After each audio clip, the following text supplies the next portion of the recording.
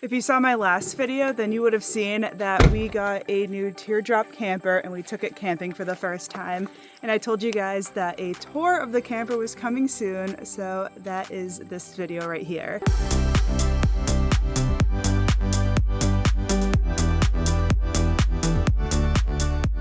So behind me right here, we have the Braxton Creek Bushwhacker 10 HD. So it's 10 feet.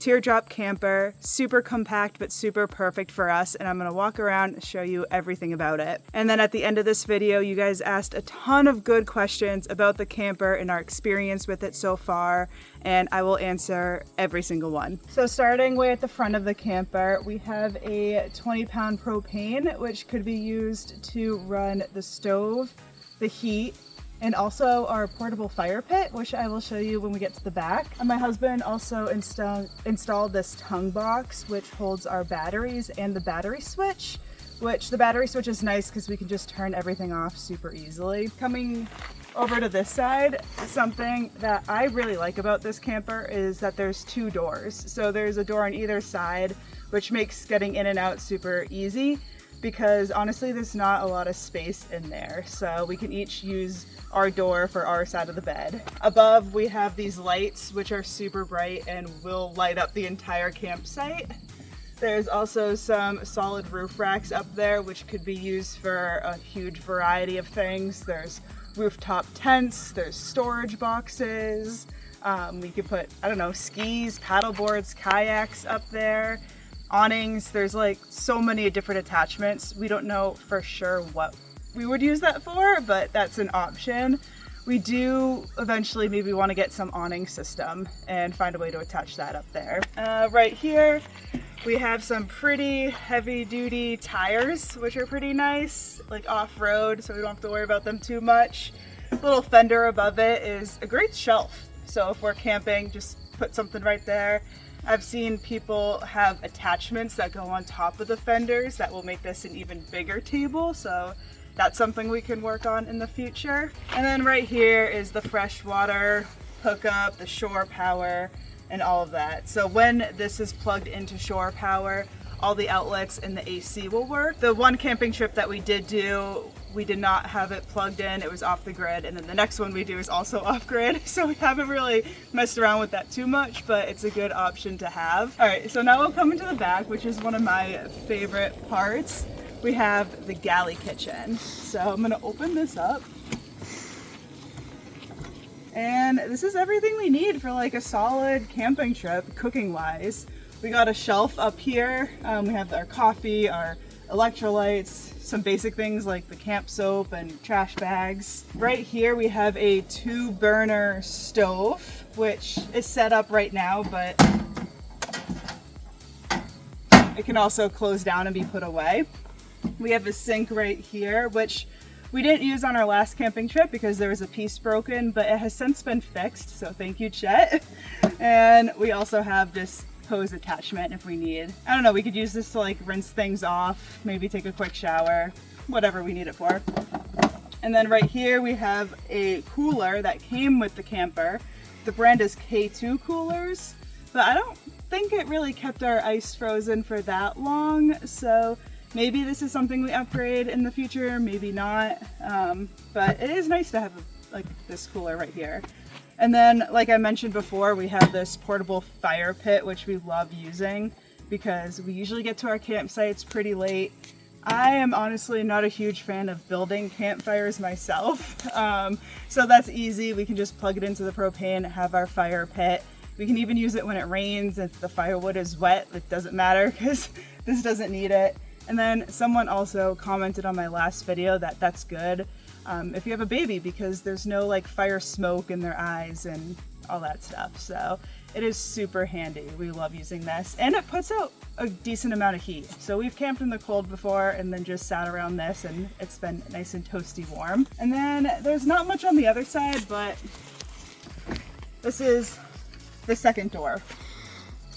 And before I take you on a tour of the inside, I just want to share with you the sponsor of this video, which is Jackery. So right here we have the Jackery Solar Generator 1000 V2, which I am So excited to be able to take with us on our camping trips in the future because there's just so many good and convenient things about it. This Jackery has a 1500 watt output, which is 50% higher than the previous generations, and that makes it possible to be able to power like these high performance items. So the air conditioner, blenders, we can take our baby's rocking chair with us and plug that right in. This battery also has an amazing lifespan of 4,000 life cycles. So you'd be able to use this every single day for the next 10 years if you wanted to. So something I really like about the Jackery is how just like portable and convenient it is. It's got this handle, it's got a light. So if it's dark at the campsite, you can light up the whole campsite and see everything.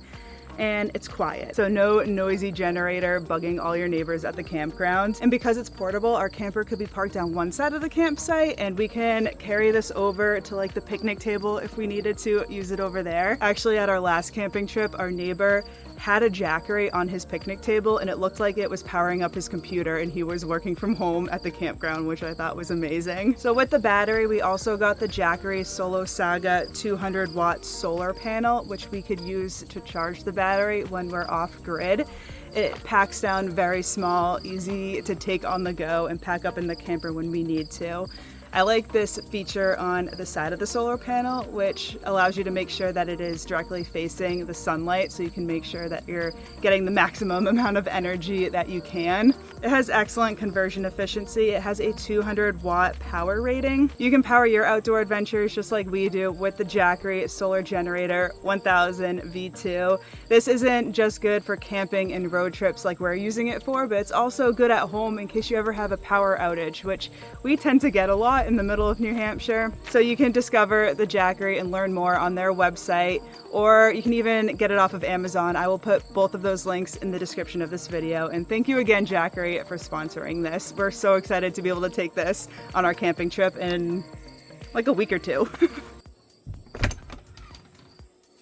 Now I will take you on a little tour inside of the camper. So the inside of this camper really just is a bed and some cabinets and that's it. So right now we have our 2 sleeping bags set up. These are the car camping sleeping bags that we use from Nemo. We did try to use the sleeping pads underneath them, but 2 sleeping pads that we have did not fit next to each other. But under these, the Bushwhacker did come with these 2 mattresses, which are a couple inches thick, but you can still kind of feel the ground underneath them. We do want to maybe work on a mattress topper in the future. That's an upgrade that we can look for eventually. By our heads, we have some good storage. We have these sliding cabinets that we can put some stuff in. And then on top of that, there's a shelf. I put this little mirror up here that I found at Target. And then above all this, there's some more storage that you can put some baskets or whatever you want up here. I just kind of have a little junk drawer that I've just been throwing stuff in. And then underneath, there's some lights. So some good bright reading lights if you need those. And there's also some USBs so you can charge your phone. Obviously we got the fire extinguisher if we ever need it. Exit sign. This switch does the lights on the outside of the camper. This is thermostat for the propane heater. And then towards our feet we have more cabinets. 1, 2, 3. These are actually really big. So on our last camping trip we put the clothes for all 3 of us in these cabinets and there was still so much space. Right now I just threw the pillows in there just for the sake of this video. Right here we have a radio, which works, right? So we got a good system. There's speakers on the outside of the camper, I believe, near the galley, and speakers in here. Under the radio, we have a fume detector. There is a space to put a TV. Not a very big space, but we are probably going to install one. We love playing Mario Kart at the end of the day while we're camping, so we're probably going to work on that. So these vents right here is part of the heating system. This is the fuse box, I believe. And then lastly, right here, we have the air conditioner. Anything else in here? Oh, we have a nice ceiling vent. Why is that not running? Because I turned it off. Oh. It's very powerful. It feels very good. And then above the ceiling vent, we also have a carbon monoxide detector. That's the inside. We will probably do some more upgrades here and there, but that's just the basic system. Storage under the mattress pads. Yeah, if you lift up the mattresses, we do have plenty of extra storage under those too. I think right now we're just storing like hoses and extra parts for the camper that we need, but storage if we need it. And that is a tour of our new Bushwhacker camper. Now I want to answer the questions that you guys asked in my last video, because I told you this tour was coming and I said if you had anything you wanted to know about this camper, I would answer it at the end of this video. So I have them all right here on this piece of paper. First question is price range and options. Bushwhackers, I believe, go anywhere from 11 to 15,000, and there are a couple different options. We went with the smallest option, 10 feet. Our friends actually just got the Bushwhacker Plus, and I believe theirs is 17 feet. So I think they range from 10 to 17 feet, couple different models, but they're all on the website if you want to check that out. Someone's asking about the AC and if that can be run off grid. It can, only with the Jackery.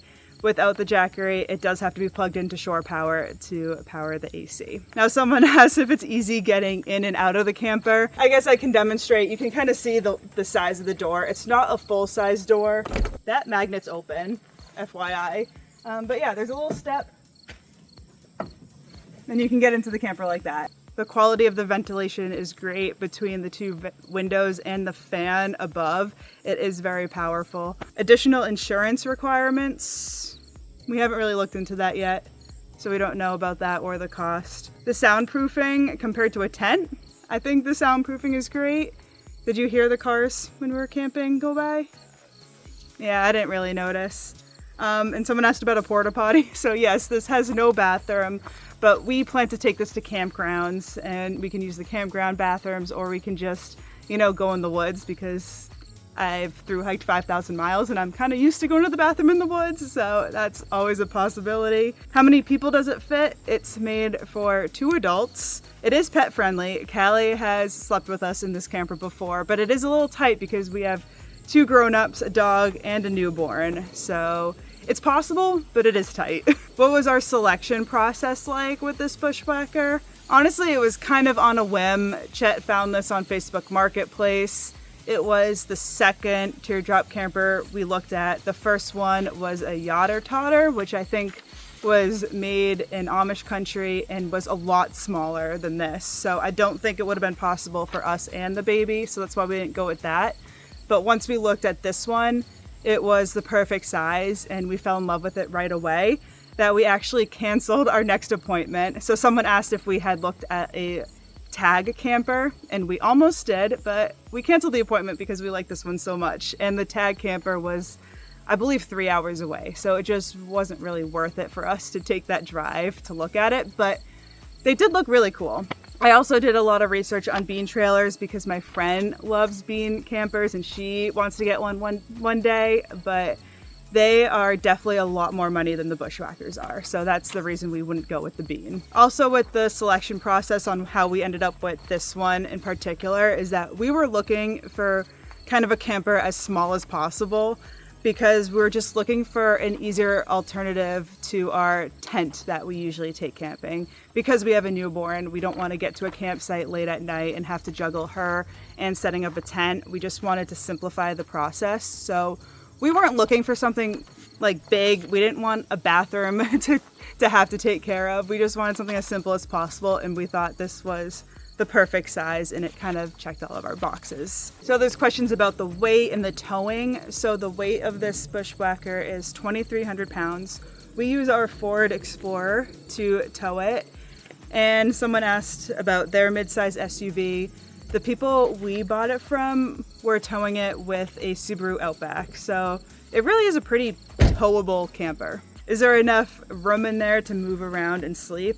I say yes, because we're able to do it with a newborn who still eats in the middle of the night. So I was able to move around, feed her. Chet was fine. We all fit. It's not like totally comfortable. There's not a ton of space, but works for us. So someone asked what is lacking in the kitchen, and the kitchen isn't perfect, but if we had to pick what was lacking, there really is no counter space, so we can't really like prep our food. There's no cabinets because all the space underneath the stove and the sink is the propane and stuff like inside the camper. The sink itself is just the hose, so it's not like a working faucet. And like I mentioned before, the cooler didn't do an amazing job at keeping everything ice cold in there. The kitchen does do everything we need to do. If you saw my last video, you would have seen that we pulled into the campsite, unhitched the camper, and we're making dinner in like a 10-minute span. So it is very convenient. 2 more questions. Has either of our families ever used a camper before? I have. When I was a baby, my family used to have a camper and would take it to Cape Cod. And then Chet, I believe, had a little pop-up camper when he was little. Yeah, but they didn't use it much. They were more backyard campers. And then the last one is, where's the spare tire? Does it have a spare tire? Yeah, it's underneath the back under the galley. All right, it's underneath the back under the galley. And that is it for the tour and all the questions that you asked. I hope you enjoyed. I have a few more videos planned out with this thing. We're gonna take it camping at Acadia, and I'm gonna take it to do some trail magic soon. So stay tuned for those. Subscribe if you don't want to miss those, and I'll see you in the next video. Bye. Perfect. Wow, I'm good. I'm good at this.